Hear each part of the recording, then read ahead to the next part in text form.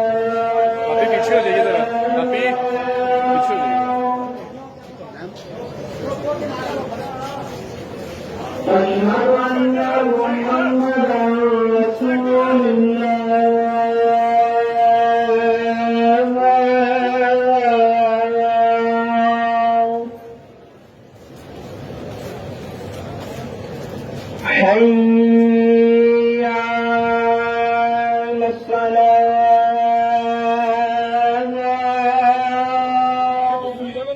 हाँ सारा कुछ ही है।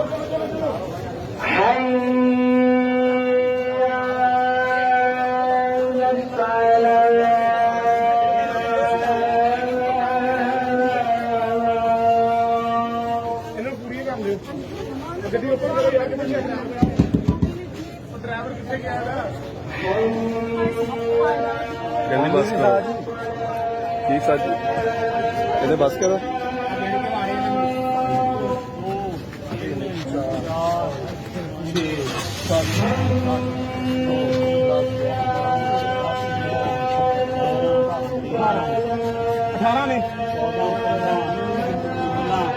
करके ना बूठे लगने